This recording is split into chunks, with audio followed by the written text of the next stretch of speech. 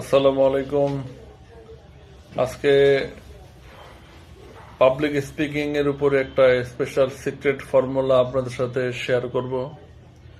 সবাই অনেক ধরনের ট্রেনিং দেয়, ট্রেনিং আমি দেখি পাবলিক স্পিকিং কোর্সের উপরে, কিন্তু আজকে আমি একটা সিক্রেট ফর্মুলা আপনাদেরকে বলে দেব। যে সিক্রেট ফর্মুলা যদি আপনারা ইউজ করেন, পাবলিক স্পিকিং কি, পাবলিক স্পিকিং যারা শুনবে তারা ঠাসা খেয়ে যাবে, ঠাসা। সেই সিক্রেট ফর্মুলাটা আমি আপনাদেরকে আজকের আমার ছোট্ট সংক্ষিপ্ত বক্তব্যে শিখাবো। সেই সিক্রেট ফর্মুলাটা হলো তেল, মানে অয়েল, তেল। এই কথা কিন্তু কেউ বলে না, বাট এইটাই হলো একটাই ফর্মুলা, এইটাই হলো ফর্মুলা। পাবলিক স্পিকিং এ আপনাকে তেল মারতে হবে, তেল দিতে হবে। কিসের কি আপনার পারফরমেন্স, আপনি সুন্দর করে যদি তেল মারতে পারেন, সেটাই হবে হলো আপনার টেকনিক, সেটাই হবে হলো আপনার ক্রিয়েটিভিটি। এইটাকে ডেভেলপ করেন। তেল কিভাবে মারতে হবে, তেল কিভাবে কত সুন্দর করে মারা যায়, আর গিরগিটির মধ্যে কিভাবে রং বদলানো যায়। আসেন আমরা একটা উদাহরণ দেখি, একটা এক্সাম্পল দেখি। পাবলিক স্পিকিং এর উপরে খুব সুন্দর একটি উদাহরণ, অল্প সময়ের। সেটা দেখলেই আপনারা বুঝতে পারবেন কেন আমি তেল মারাকে পাবলিক স্পিকিং এর অন্যতম এবং নাম্বার 1 ক্রাইটেরিয়া বলতেছি। তেল মারুন, তেল মারা শিখুন, পাবলিক স্পিকিং এ ভালো করুন। আসেন আমরা এক্সাম্পলটা দেখি।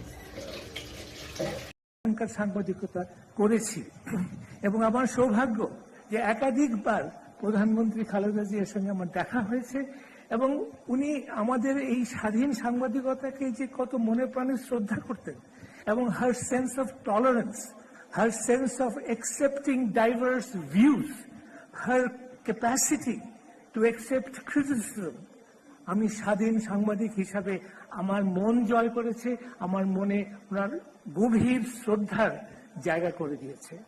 এবং পরবর্তীকালে ওনাকে আরো দেখেছি এবং সত্যিকার অর্থে দেশকে ভালোবেসে দেশের গণতন্ত্রকে ওনার অবদানকে আমি শ্রদ্ধা জানাই।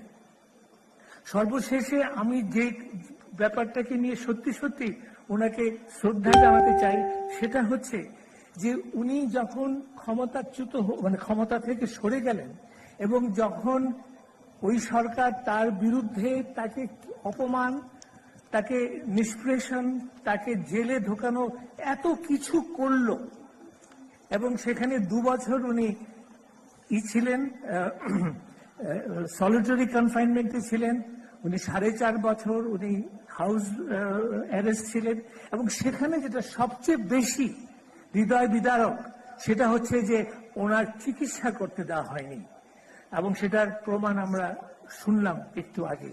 এবং এত কিছুর পরেও উনি যখন প্রথম বাণী দিলেন মুক্ত হয়ে, 7ই অগস্ট উনি বিএনপির এক সভায় উনি ভাষণ দিলেন এবং সেখানে উনি যে মূল বাণীটা আমাদেরকে দিলেন যে ধ্বংস নয়, প্রতিরোধ নয়, প্রতিহিংসা নয়, প্রতিশোধ নয়।